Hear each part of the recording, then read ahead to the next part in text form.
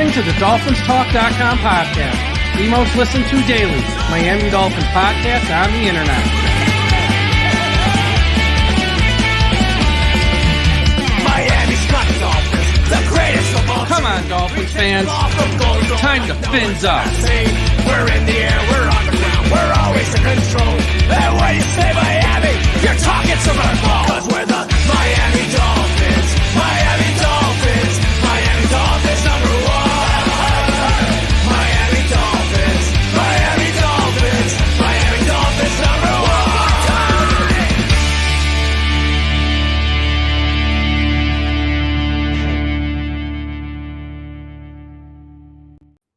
Hello, Miami Dolphins fans. How are you tonight? And thank you for listening to the DolphinsTalk.com podcast on this Wednesday, October the 23rd. I am your host, Michael Leva, joined as I am each and every week by the 2020 Miami Dolphins Fan of the Year, Big E, Ian Berger. Ian, how are you doing this evening?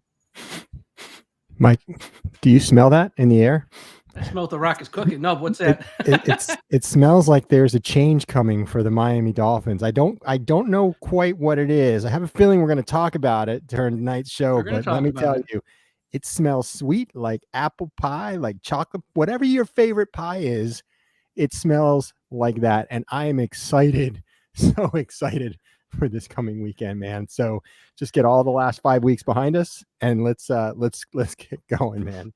Yeah, I know it's going to be the team's going to look very much different this weekend. We all know why. We know who's coming back, and we're going to chat about it. You know, can the season be saved at 2-4? How is it going to change? We're going to talk about last week's game. We're going to go through all that stuff, have some fun, tell some jokes, play some games as well as we do each and every Wednesday. But before we get to any of that, a quick word from our sponsor.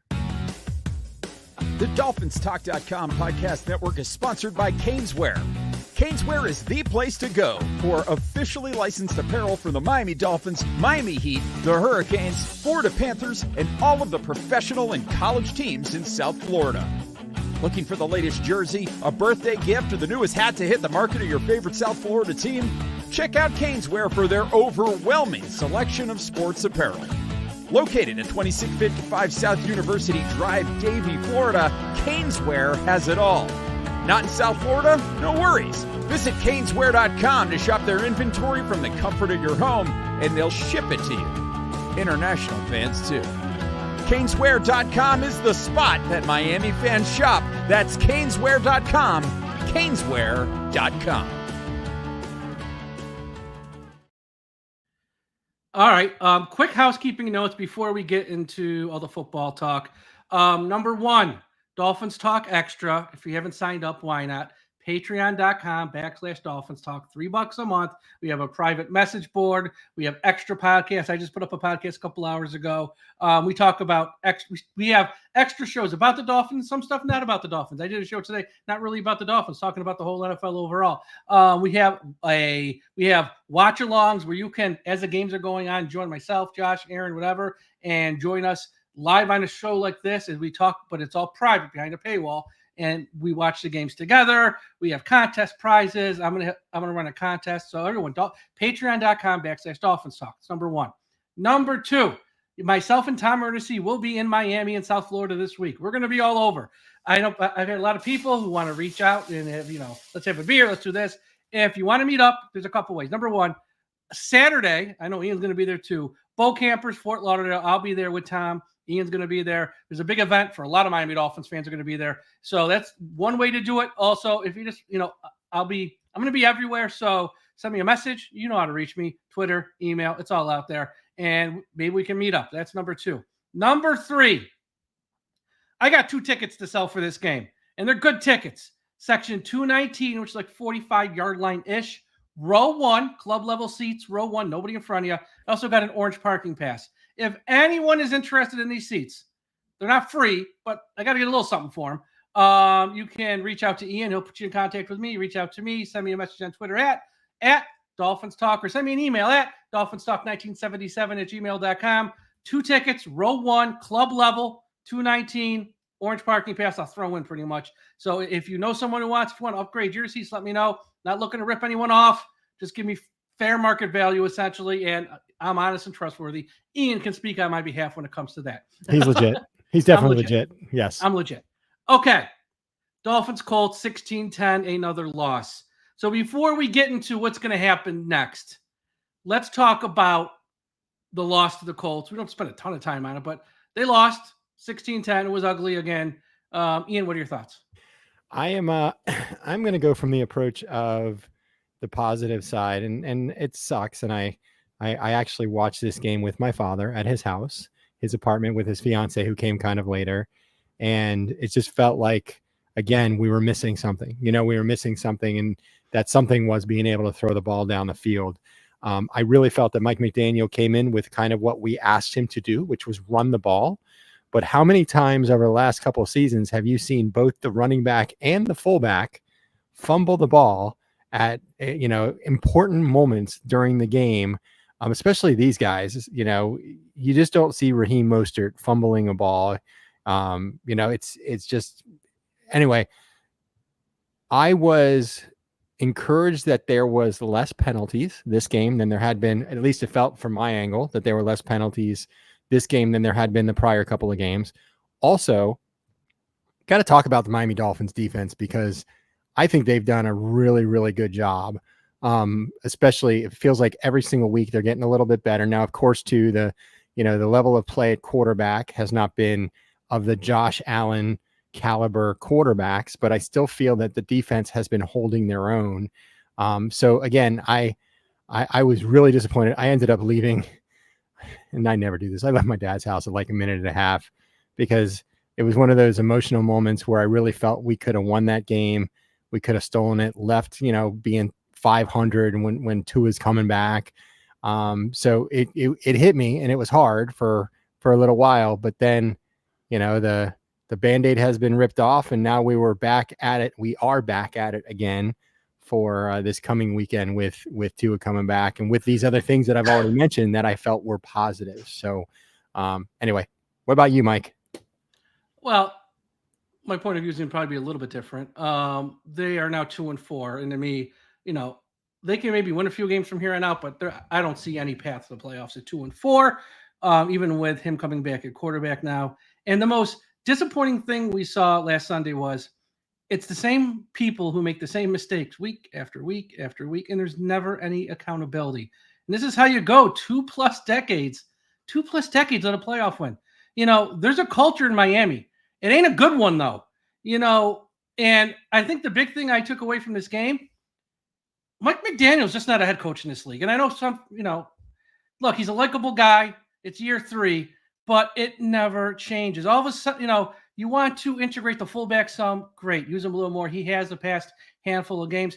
He's not Larry Csonka. You don't give him the ball on first down in the red zone. I mean, he's not Larry. He's a nice fullback. He's a nice guy off the field. He's just, Mike McDaniel, special teams, another mistake. Never any accountability there with special teams. We know that. They're okay on defense. But again, you brought it up, thankfully, because I was going to say it. They played Mason Rudolph, Jacoby Brissett. They played Anthony Richardson, who sucks, Geno Smith. They haven't played many great quarterbacks. So I take all these stats with a grain of salt. The next 3 weeks, we're going to find out, though, because I do like Anthony Weaver. He's got guys in the right spot. I just don't think a lot of those guys are any good. But the next 3 weeks, Murray, Allen, Matthew Stafford. We're going to find out about Weaver then. But I do like Weaver, so I don't want to come off as all negative. I just think, once again, versus the Patriots and their marginal running back, 7.9 yards a carry, versus the Colts, no Jonathan Taylor, 5.4. We can't tackle anybody. There's no fundamentals on defense. Outside of like Zach Sealer, Jaylen Ramsey, and Calais Campbell, the rest of those guys they're okay. They're just guys. They're nothing special. And I know you're missing Holland and Chubb and Phillips. So what? And the part that's so frustrating about Mike McDaniel and how I've sort of lost a lot of faith in him at this point is this. And I say this about the quarterback every year. I say it about the coach every year too. There's going to be 1 or 2 times a year where you need either your coach or your quarterback, when everything ain't perfect, to navigate the team to a win. And just like, guys, it's not perfect. This one's on me. Those 2 spots are too important. Obviously, this week, you ain't going to put that on the quarterback. We didn't have one who's any good. Mike McDaniel, in previous years, Ian, when we're 8-3, 9-3, I go, yeah, we won, but, and I list all these are red flags, and they're going to come back and bite us. I know fans, oh, you're negative. I don't like you. Go screw Mike. And I go, okay, then what happens? All the negatives come back to bite them. This year, the Mike McDaniel heirs, when you remove the Wilkins, the Andrew Van Ginkels, the Hunts, the Xavier Howards, Jerome at linebacker, Baker, Elliott, Brandon Jones, Mike McDaniel's been exposed as a fraud. He ain't very good, and he's not improving. And week to week, it gets worse. And here's a prime example of this from the Colts game. Right before halftime, Miami's driving. Second down, they run. Okay, playing for a field goal. I wouldn't do it, but that's his decision. Let's give points. He doesn't want to probably risk throwing it with Huntley. Fine. Second down runs, calls timeout. Why are you calling timeout? You're clearly playing for 3. Let the clock run, kick your field goal, go into the half. Calls timeout, comes out of the timeout. Now, all of a sudden, now he must want to score. He has Tyler Huntley throw a pass to Odell Beckham Jr., who hasn't caught squat all year, just got here pretty much. Incomplete. Stops the clock, kicks his field goal. Then what? Now you've left time for the Colts to just march down the field and score and get 3 points before he literally handed them 3 points. And that's what you can't have your head coach do when you're not playing at full strength, like Miami clearly isn't. That's why I just lost all faith in him, because that's the exact moment in the game where you need your head coach to be like, this is where I got to navigate you to a win. I'm just not going to roll out so much talent like we did last year and the year before to overwhelm you. I need you to be a head coach in that moment and say, we're going to get our 3. We're going into halftime. Let me get the ball, start the second half. He didn't do it because he didn't know what he's doing out there.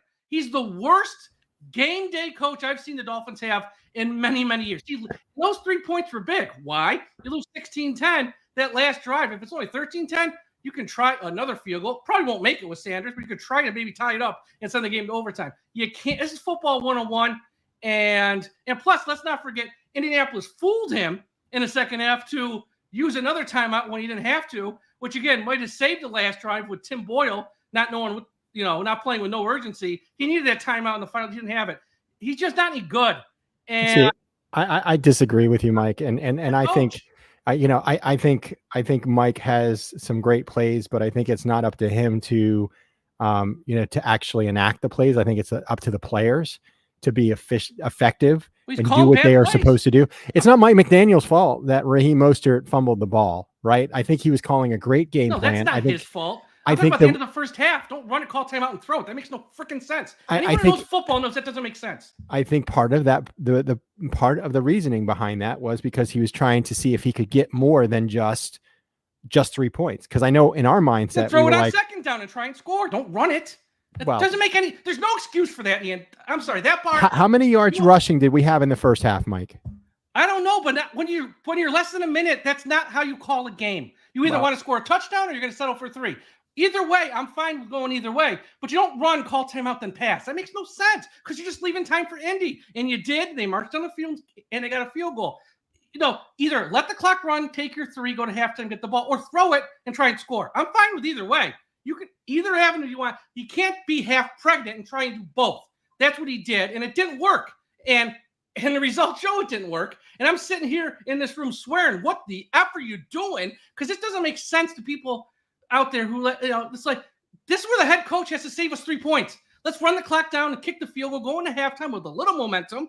Instead, you give them time. They kick the field goal. They got momentum, and we don't score in the second half. Time management, he's terrible at time management. He never wins a challenge. Yes, he calls good plays at times. But again, this entire league this year, quarterbacks are going dropping like flies. Marcus Mariota steps in this week. Backup quarterbacks are winning every week. We got 1 win versus the Patriots, which we were lucky to get.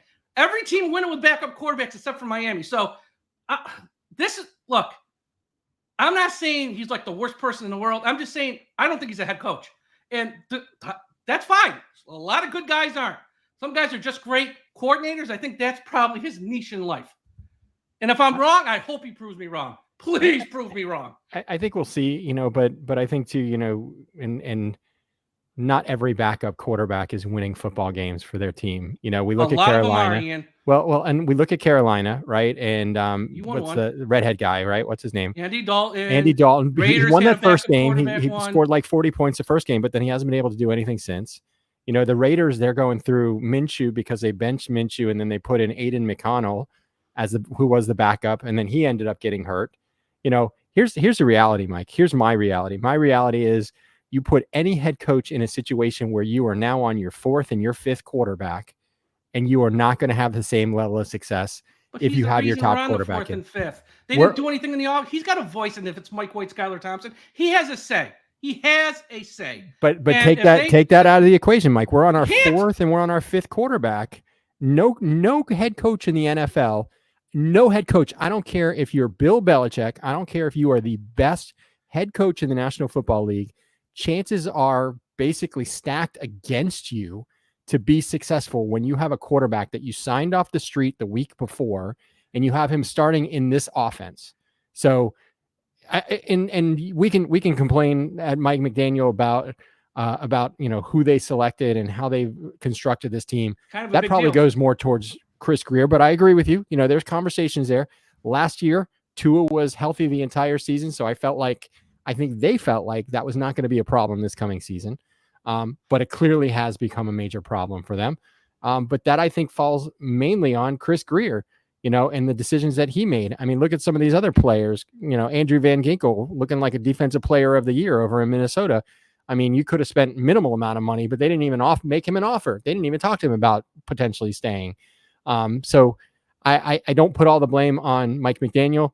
I understand and I hear what you're saying. I hear what some of the fans are saying as far as Mike McDaniel, but you put any head coach in the shoes that Mike McDaniel is in right now, and chances are you're not going to win games, or if you are, it's going to be very hard to win games. The team was playing like shit before he got hurt too. That's all. So I mean, that's again 8-3 last year. How many times since the 8-3 start have they scored more than 20 points? Oh, I know. The statistics are there. I see it. I mean, it's just it is what it is. Let's go to the news here. We got some news. Dolphins signed quarterback CJ Beathard today. Probably a sign that Tyler Huntley's out for the rest of the year. Number 5, quarterback number 5. I mean, yeah, well, if you get quarterback number 2 right, you won't be on 5. That's the long and short of it. He got hurt. He got hurt because he's terrible. He got hurt because he's holding on to the ball too long and they drilled him. That's why he got hurt. It's not. I mean, he had a say in why he got hurt. So CJ Beathard's here, which I just want to raise the question: why is Tim Boyle even on this roster? We signed Tim Boyle, and then the minute he gets hurt, we got to go sign Huntley to play over Boyle. And then the minute Tyler Huntley gets hurt, we got to go sign CJ Beathard. Why? Because they don't want to play Tim Boyle. Why is Tim Boyle here? If you don't want to play him, why? Especially with Skylar healthy and Tua healthy, why is Tim Boyle on this roster? But he's friends with McDaniel, and that's the loser culture in Miami, where we don't want to hurt anyone's feelings, which Mr. Crossman said last week to the media. It just blows your mind how Boyle's still here. Now you got Tua back, Skylar healthy, and you just signed CJ Beathard, and you have no intention to want to play Boyle. But we'll sign CJ Beathard, and we'll keep Tim Boyle because he's a nice guy and everyone likes him. It makes for a fun practice day video, because seeing all the guys with the red jerseys throwing the football out there today was reminded me of training camp. I'm like, oh, okay, here we are. It's October and we're in minicamp. It pretty much explains the Dolphins season. The Dolphins signed wide receiver Tyreek Black because Braxton Berrios tore his ACL and is out for the season. And just one little message out there to Alex Earl: if you're down in the dumps, you need someone to come for you, I'm here for you. I'm just throwing it out there. Dolphins. You're a great person to hug, right, Mike? I'm a fine American right there. Fine American. The Dolphins waived tight end Hayden Rucci. Cam Smith is now off IR, and he's expected to play this week. Hopefully, maybe. I don't know. It's only been a year and a half. Maybe we can finally see him on the field. And of course, Tua open 21-day window practice today. He's playing on Sunday. No question. Playing on Sunday, unless there's a setback, which I doubt there will be, because if you watch his press conference, I did a show on the press conference. I don't want to say my part again. Just what did you take away from that press conference? I'm sure it's the opposite of what I took away. Here's what I took away from it. Tua is sick as hell of everybody talking about his concussion. He is sick of being the poster child for concussions in the National Football League. But he also understands that as long as he continues to get concussions, he is going to have that he's going to have that arrow on him. He's going to have that magnifying glass on him. And he doesn't want to wear, the protective guardian cap he said personal reason.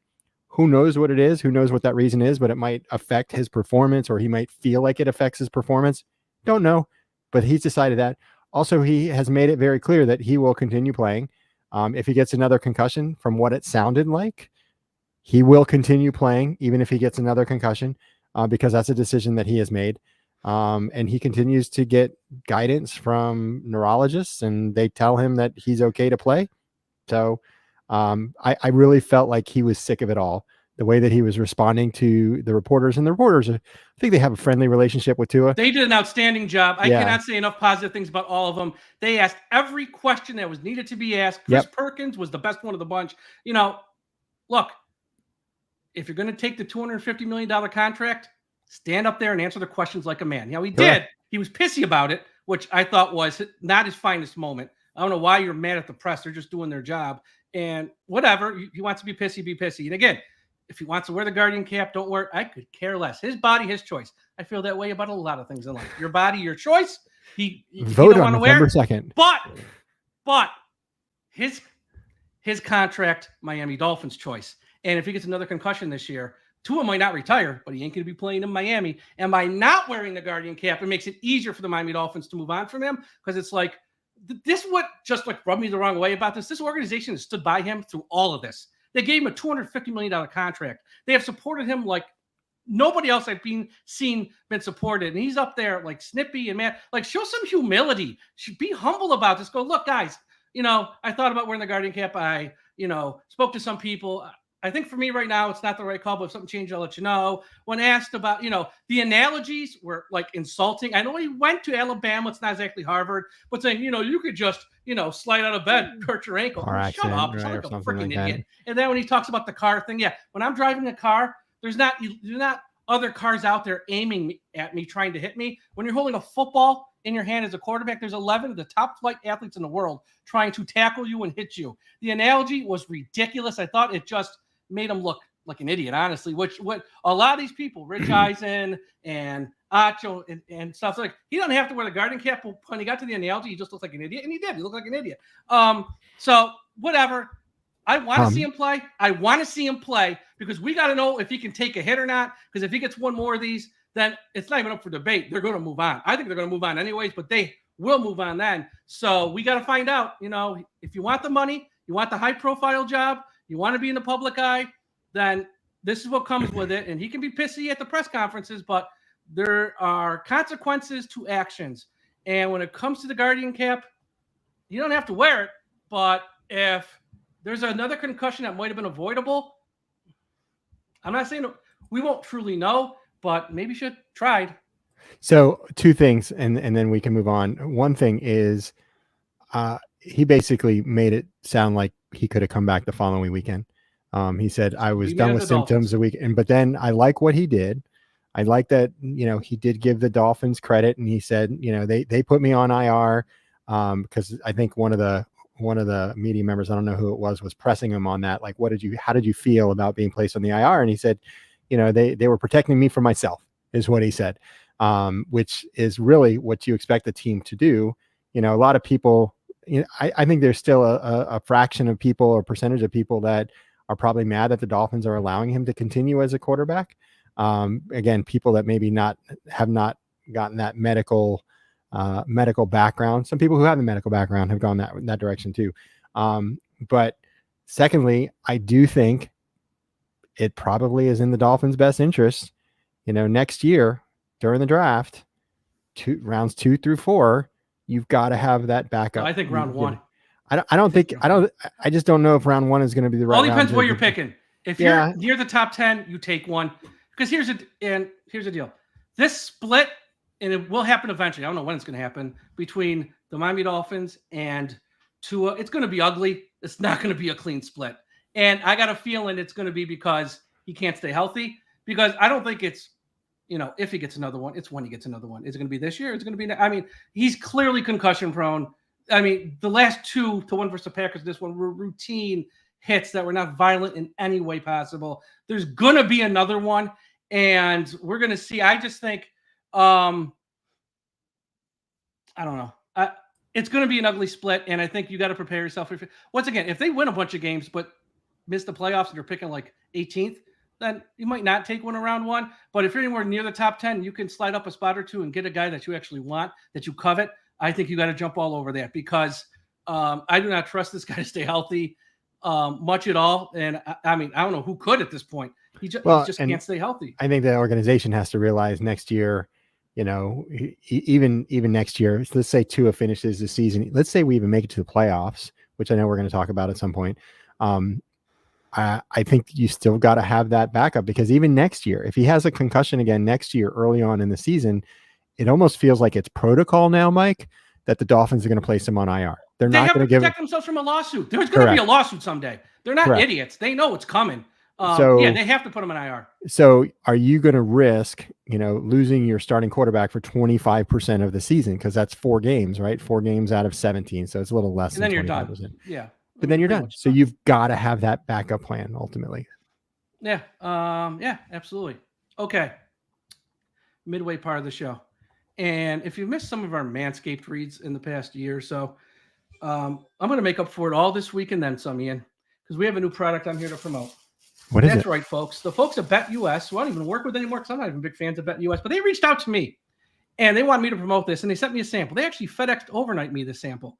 So, ladies and gentlemen, holiday season, whether it's Christmas, Hanukkah, it's around the corner. You might need a stocking stuffer, as they say, or maybe just a gift for the football fan who has everything. And we have for you the Odell Beckham Jock Strap Candle. BetUS has now launched a sexy candle that is shaped and scanned after Odell Beckham Jr.'s jock strap, infused with his signature fragrance, a true touchdown for your senses. Costing $50 and available online at DolphinsTalk.com. It's the perfect gift for the biggest sports fan in your life, especially if you're looking to go beyond the same old hats and jerseys. Instead, light up their senses by bringing the invigorating locker room stench right to your own home. This is a 6-ounce candle. It comes in pale blue, as you see here on YouTube, or a shade of brown. It has Odell's signature scents of wood, citrus, amber, green lavender, neroli flower, which I don't even know what that is, and of course, a sexy musk of a successful game day. That's right, folks, the Odell Beckham Jockstrap Candle. And yes, if you turn it around, you get the butt cheeks as well. This is the gift for the person who has everything. God. And Ian, I'm not going to lie, this year our Dolphins Talk staff Christmas gift might be this. Everyone might get one. I don't know. I don't know. But if you need something that, so if you don't know what to get someone for a gift, or you want to get them a joke gift or a gag gift, we understand what's going on here. This is real, though. This is absolutely 100% real. This is not, you can actually buy this for $50. The Odell Beckham Jr. Jockstrap Candle. Now, you notice on the candle there's no arms, which might be why he doesn't have a reception this year. I don't know. I'm just throwing it out there. But yes, you can buy this. Look at the back. Look at the bum. That's it. The Odell Beckham. And look at this box. So, Mike, hold on. Before you put it away. First, let me show you the box. Look at that. The scent of a heart-pounding moment. That's what comes in the box. What I need you to do, Mike, I need you to take a smell of the candle, and I want you to tell me the first thing that comes to your mind after you take a whiff. It actually smells kind of good. I'm not going to lie. Smells like a guy who hasn't caught a pass this year. But that's just me.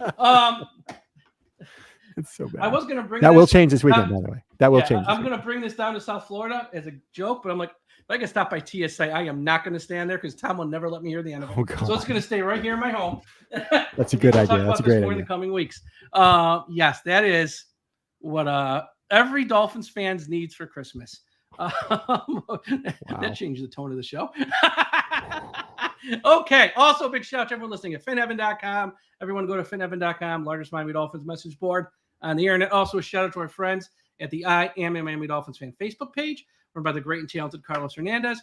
And wherever you're listening to this podcast, Apple Podcast, Spotify, Podbean, Podchaser, iHeartRadio, Audible, and of course, YouTube. Subscribe.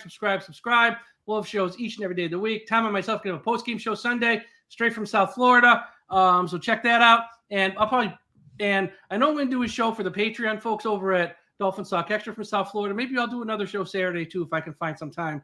Have a little atmosphere around me when I do a show when I'm down there. So subscribe to the podcast so you don't miss anything.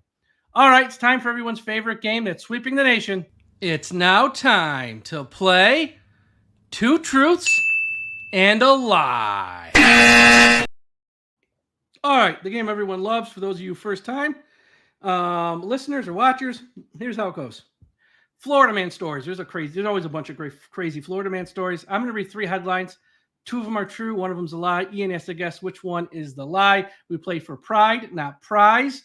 No Googling. You can play along in the chat, but no Googling. This is all in fun. Headline number 1, 97-year-old beloved bartender punched in the face while on the job. Story number 2, Florida man pulls a gun on former boss, threatens to kill everyone over $75.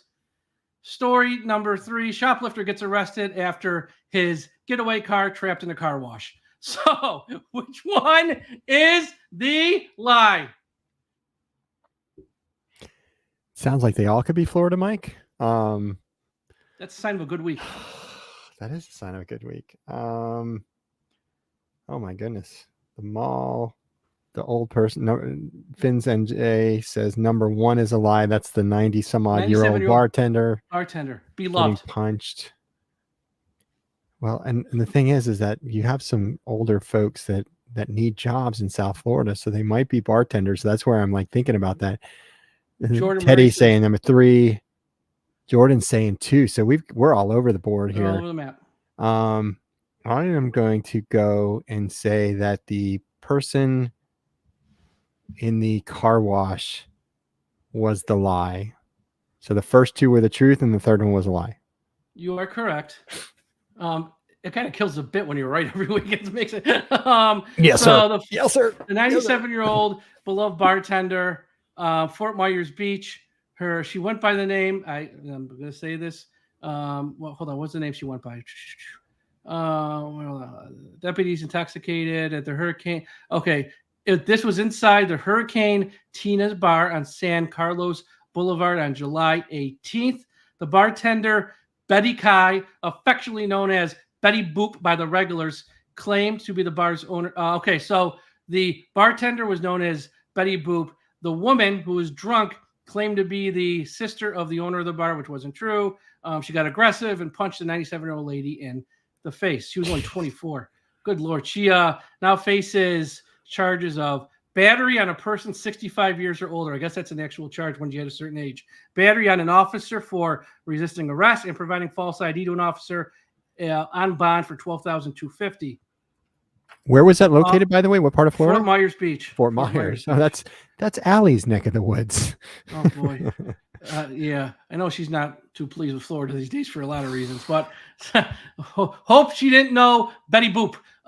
Tampa, Florida. Florida man pulls a gun on his former boss, threatens to kill everyone.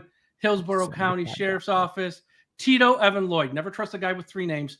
3 names. Never trust a guy with 3 names. Aggravated assault with a deadly weapon. He's also a felon who was carrying a concealed weapon. He's also a felon who has a firearm. A lot of charges coming here to Tito. $75 in his paycheck he thought was missing. Brought a gun, threatened to kill literally everybody in the office. Sounds like a guy you want to have at the Christmas party at the end of the year. The shoplifter story is true. Happened in Ohio. Okay.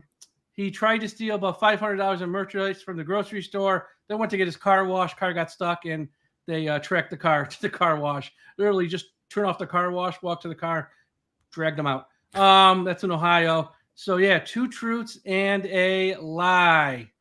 All right. I'm doing well with these, Mike. Thank you. I know, but it kills the bit when you're right every week. It makes it not fun at that point. Dolphins, Cardinals. Here's the deal. Both these teams stink. If you thought the Colts were bad on defense, Arizona's actually worse. And I didn't think it was possible, but they are. We'll see if Miami can score on them, though. On offense, Arizona's numbers aren't great, but again, Kyler Murray, Marvin Harrison Jr., James Conner, they're gonna get theirs. Total offense, Arizona 19th, Miami dead last 32nd. Passing offense, Arizona 25th, Miami 27th. Rushing offense, this is what scares me. Arizona 6th, Miami 11th. And then when it comes to scoring offense, that was rushing offense. Then when it comes to scoring offense, Arizona 19th, Miami dead last 32nd. Defense tells a much different story, but again, we got to take the grain of salt. Miami's played one last game, and of course, Mason Rudolph, Geno Smith, Jacoby Brissett, Anthony Richardson. Total defense, Arizona 27th, Miami 4th. Passing defense, Arizona 26th, Miami 1st. Rushing defense, this is the one that scares me again, Arizona 26th, Miami 17th. And that was rushing defense and scoring defense, Arizona 24th, Miami 14th. What scares me about it is we've seen the past 2 games, Miami can't tackle running backs, and James Conner's a little bit of a beast who's tough to bring down. I think he might have a day. Kyler Murray is like Anthony Richardson, but he's good. He can run and make plays with his legs, but he can also pass the ball. Marvin Harrison Jr. is a rookie, but he's a stud. Some of the stats aren't there yet, but he's just ready to break out. And again, Arizona stinks on defense. So Miami literally just has to try and score this week and outscore this team, because I think Arizona is going to get their points. They're going to get 17, 20, 21, 24. Miami's got to be north of 24 to have any chance of winning. They got to be north of 24. And this is a defense to get right at because they stink. But that's where I am with this game, Ian. As I alluded to at the very beginning of the show, I smell a change coming with the Miami Dolphins. And I know Tua is probably going to have a little bit of rust. But what that hasn't changed is Tua's attention to the playbook. And remember, when you have Tua on the field, you have a much wider playbook and things are not as basic. And also when you have Tua on the field, you do expect that there is some accuracy to be able to throw the ball, at an intermediary level. So 10, 15, 20 yards, and also the potential long ball to Tyreek or to Jaylen Waddle, which has clearly been missing over the last 4 weeks. So I think, and on top of that, Tua hasn't had the opportunity to play with this running back trio, of a healthy Raheem, then Devon Achane, and then Jalen Wright. These 3 guys, they all have their own levels of talent that can help you win football games. So I am very optimistic about the amount of points that the Miami Dolphins can put on this team. And I think as we saw, Tua was a little agitated at the press conference that he had. I think that is going to carry over onto his performance because he wants to show everybody why he did get such a large contract and why they do need him at a quarterback. But at the same token, it's going to be up to him as a competitor, as he likes to call himself, to slide when it's appropriate and not risk not being there for his teammates, which is also something that he talked about during his press conference. So, but I think this is a game. This could be kind of like the coming out game for the Miami Dolphins of the 2024 season. We guys are healthy. Majority of our guys are healthy. So I'm expecting to see something this weekend. I don't know if the majority of the guys are healthy when you don't have Javon Holland or Jalen Phillips, but they got, there's no look. If you're going to make a run the second half, and I went through the schedule today on our on a Patreon service, looking at, people think it's like an easy schedule. I think we've already been through the easy part because of all the quarterbacks we played. The parts coming up is a little bit tougher. You got, first off, if you want any outside chance to possibly make the playoffs, you can't lose home games. That's number one. You just can't lose home games. And that includes this one, and that includes the San Francisco. And now the San Francisco one, even if they lose, I would cut them some slack because I know their season's off to a rough start, but still San Francisco at the end of the day, and they're loaded with talent. So, but you really can't lose home games starting with this one. And you got the Patriots at home, the Raiders at home. You're probably going to have to sweep the Jets, which is not going to be easy. People can joke about the Jets. They're at least going to put up a fight, unlike a team like the Colts. And like those teams didn't even really put up a fight. We just handed the Colts a win, and we barely beat the Patriots. The Jets are going to put up a fight at least. Cleveland, by the end of the year, Jameis Winston might be in some sort of a rhythm. Nick Chubb might be healthy. You're still on the road in the cold and snow. That is not going to be easy. At Green Bay, I'm already writing that off. At Houston, I'm writing that off.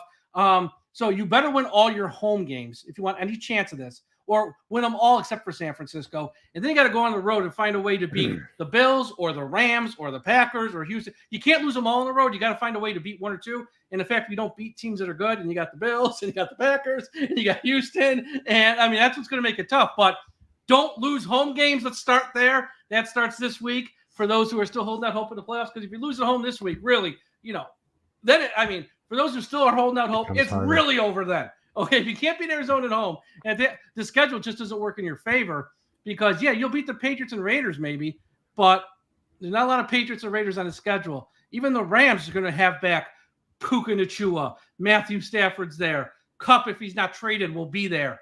And that's a long trip all the way across the country on a Monday night game. So it starts this week if you have any hope, because the schedule, I think, win your home games and find a way to steal one on the road, and you might get to 9.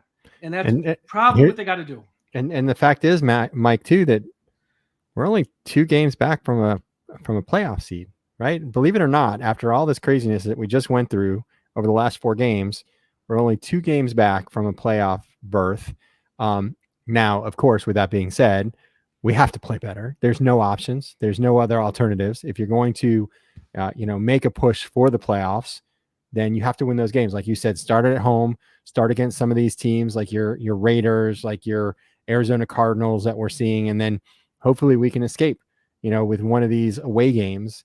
Buffalo is going to be tough. It's in Buffalo, but it's not going to be cold. No chance it's not going to be cold. They're not beating Buffalo. We don't beat them anyways. Okay. But then we got Houston, like you said, then we got LA, then we got Cleveland and New York.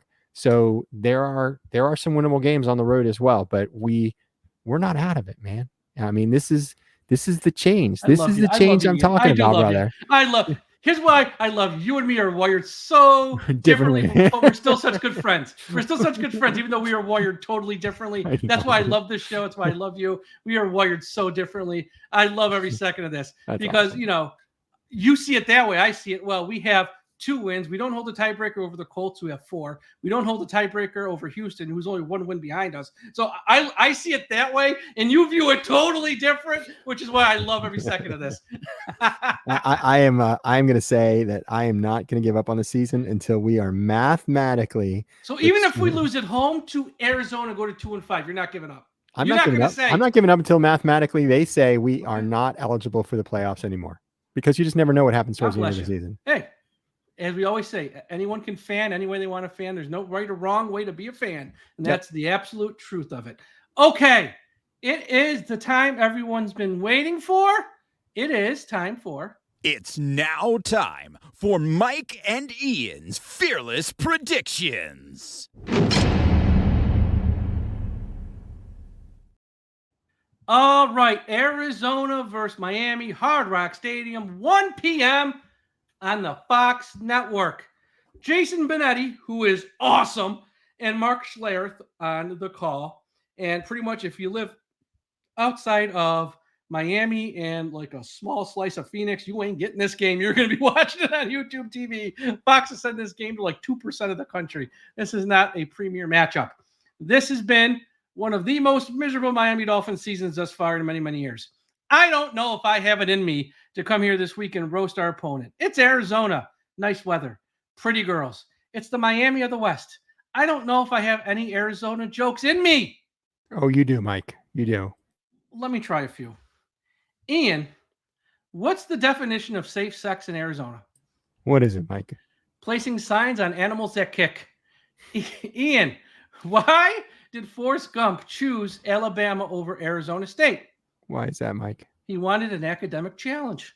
Ian, what does the average high school student in Arizona get on their SATs? What do they get, Mike? Drool. Ian, you like that one? I knew you would. Ian, how many University of Arizona freshmen does it take to change a light bulb? How many? None. It's a sophomore course. Now, did you know that the Arizona Cardinals have existed the entire Super Bowl era? And they've been to 1 Super Bowl, but the stadium has actually hosted the Super Bowl twice. Not a good ratio. And playing for the Arizona Cardinals will mess you up. Case in point, Chandler Jones, who literally, this is not a joke, it's actually true. This literally happened. Stripped down to his boxer shorts and socks, was as he was being arrested yelling he wanted to call Tom Brady as he's being detained. Playing for the Cardinals will mess you up. That's what playing for the Cardinals will do. Now on to this game. As I've said on this show, I have no confidence in Mike McDaniel. I have not much confidence in our quarterback who's coming back because he wasn't playing good prior to the injuries. I have no confidence right now in this organization as a whole. Can Miami win? Yes, they're at home versus Arizona. They can win. Will they? I mean, this organization has let me down for 2+ decades. Why would I think it's going to change this weekend? So will I put on the hat? No, I won't. Arizona 27, Miami 20. I hope I'm wrong, because as the old saying goes, Ian, to err is human, to forgive is divine. Yeah, I can see that, Mike. And I talked about the comeback game of Tua. I did. And yes, I do remember week 1 where he just didn't look right. And I think the whole team looked off. But I think at this point, I think Tua's been sitting enough on the sideline. He knows what plays are out there. He has his skills have stayed consistent. I don't think you all of a sudden, being out for 4 or 5 weeks, you're not accurate with your football passes, right? I think that's inherent and that stays with you. But here's the other thing too, and we haven't really talked about it. The Cardinals ended their game that they played this past weekend Monday. Actually, it was Tuesday morning, a little after midnight on Tuesday morning. They are having to go probably one of the farthest distances that they are going to go this year, unless they go to the Northeast. But they are further, actually. Yeah. They are having a long trip on a short week, and these guys, it takes a good couple of days for your bodies to recover after a football game. And they played a tough football game against the Chargers on Monday night and a late game on Monday night. So I think when they come on over to South Florida, I think they're still going to have some lingering effects. I think they're going to do their best. But again, I think the Dolphins are going to have the momentum. I think the Dolphins are going to have the home field advantage. Again, Arizona plays inside of a really comfy stadium that is enclosed, if I remember correctly, and the Dolphins do not. So we should have some of that heat effect against the Arizona Cardinals. So I'm looking at it as I wouldn't call it a revenge game, but I think I'd call it the welcome back game for Tua Tagovailoa, this offense, this defense, this team. And I'm going to go Dolphins 30 and Arizona Cardinals 21. Something interesting too, because I know some people think I'm crazy for making that prediction. But Pete Prisco, CBS Sports guy. I love Pete Prisco. Yeah. And he has picked the Dolphins to run away by about 3 scores. So did Mad Dog Russo. He picked them -3 today. He thinks Miami's going to win the game going away. And we know Mad Dog's not a big fan. Not that he's not a fan of the Dolphins. He doesn't have a lot of belief in the Dolphins, but he picked them to beat Arizona today as well. So a lot of people are picking them to win. And again, with the talent they have, they should. They should win. It's just that, we haven't seen anything this year to put much hope in your heart. And we got some predictions here in the chat. Let's go. Finn NJ, 25-24 Miami. Cap for Life, 1917 Miami. Mr. McDolphin, who is a DolphinsTalk Extra subscriber, 31-21 Dolphins. We do it. Arizona is good. Arizona, once again, I know San Francisco is not the same San Francisco. They're still a damn good team. And to go in their building and win the way they did, and they were down and they came storming back and just ran them over, was good. Even last week versus the Chargers on Monday night, 2 minutes to go, they're down, or less than 2 minutes really. Kyler Murray just marched them right down the field to kick a very short field goal. They could have probably scored a touchdown, but they didn't have to. 31-27 here from Christine. So yeah, everyone's picking Miami. JM thinks I'm in drugs, so I'm going to challenge him. Here's what I'm going to say. I'm going to say JM, because I know JM's been a long time. He's been a long time watcher of ours. Yeah, no, he's great. But he needs to be on the show next Wednesday, because either he needs to come on. You're right. That's right. He needs to point out either that I was right, or he needs to point out with his 17-7 Arizona winning that he was wrong. That's all I'm going to do. Even when you're wrong, that's one of the Look, we all do it.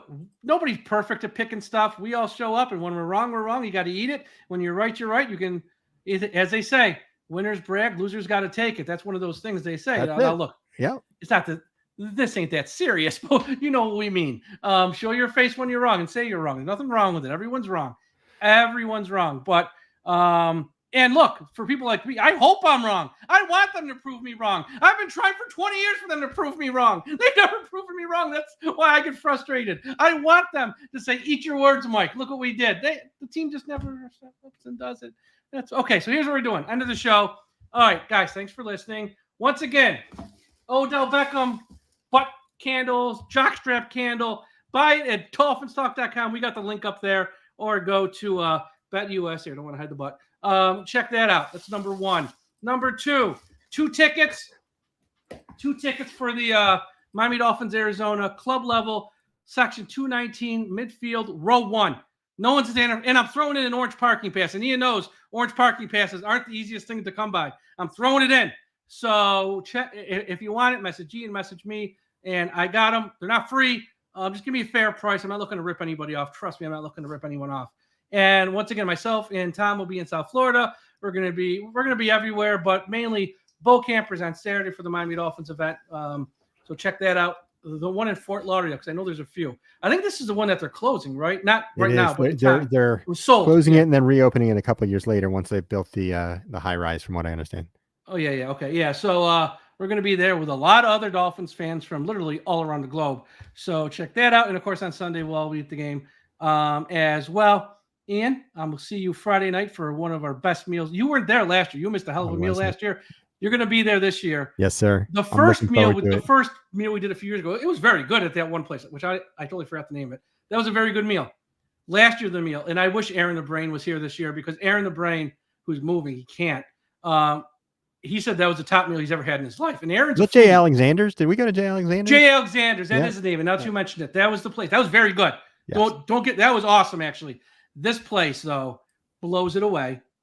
And Aaron the Brain, who's a foodie and knows all these places, said it was the single best meal he's ever had in his life. Tom and myself, we've been going there every year for probably 5 years now. But to have not the whole staff, but as much as the staff that can come with us is going to be great. It's going to be a lot of fun.